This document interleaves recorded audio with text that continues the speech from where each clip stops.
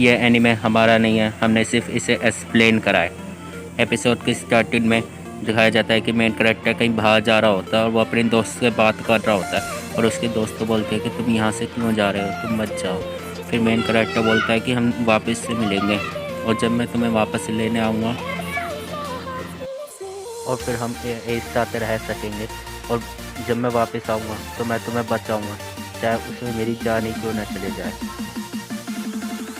फिर हमें दूसरा सीन दिखाया जाता है जिसमें मेन कैरेक्टर बस में बैठा होता है और उसके सामने एक स्कूल जाने वाली छोटी सी बच्ची बैठी होती है और मेन कैरेक्टर देख ही रहा होता है तो अचानक से उसकी बस का एक्सीडेंट हो जाता है, बैलेंस बिगड़ जाता है और वो ट्रेन से टकरा जाती है बस। इस चक्कर में सभी की जान चली जाती है और हमारे मेन कैरेक्टर की भी जान चली जाती है। और फिर अचानक से हमें दूसरा सीन दिखाया जाता है जिसमें मेन कैरेक्टर उठता है और तो उसका ये जगह सुन के और फिर ये बोलता है कि मैं रियो हूँ, नहीं मैं हारुतो हूँ।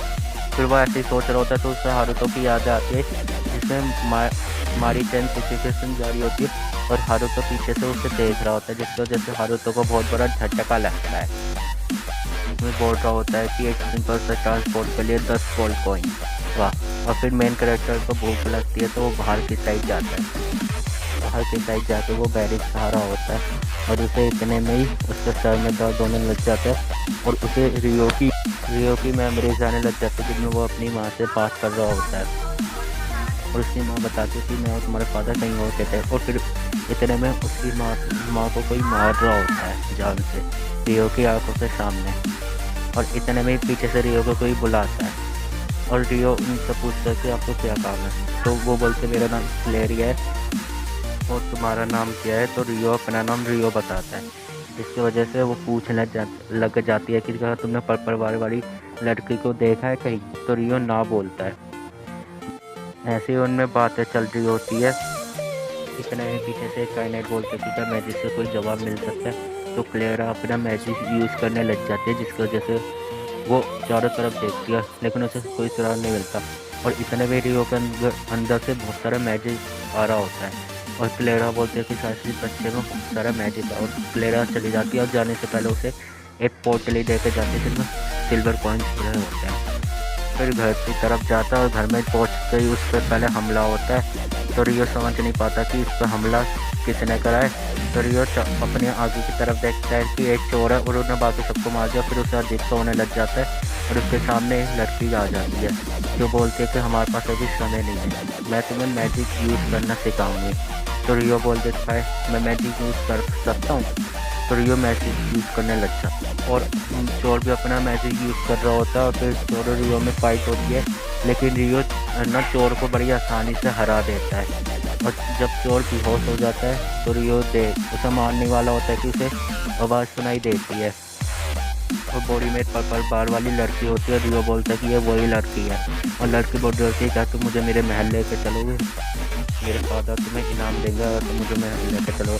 लेकिन इतने में लड़की बेहोश हो जाती है मरे हुए आदमी को देख के। जैसे ही रियो बाहर निकलता है तो उसके सामने वही चारों लड़कियाँ आ जाती हैं और ये लड़के बोलते हैं कि तुमने इसके साथ क्या किया है। तो रियो बोलता है मैंने कुछ नहीं करा, मैंने उसकी जान बचाई है। लेकिन कोई भी उसकी बात पे विश्वास नहीं कर रहा होता है और बोलता है कि तुम्हें हमारे साथ चलना होगा।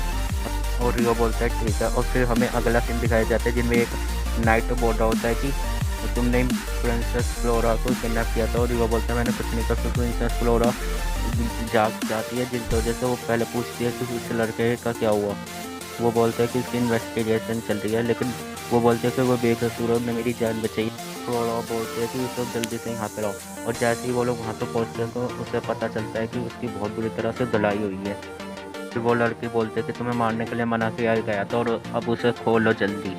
तो वो बोलता है कि अब वो अभी खोल रहा है और जैसे ही वो खोलता है तो रियो नीचे गिरता है और फिर क्लेरा उसे संभाल रही होती है। तो रियो बोलता है मुझे हाथों लाओ। फिर क्लेरा उसे हील कर रही होती है और फिर रियो एक कमरे में होता है और जैसे ही वो उठता है तो वो अपना चेहरा चोटें देखने लग जाता है और वो बोलता है कैसे।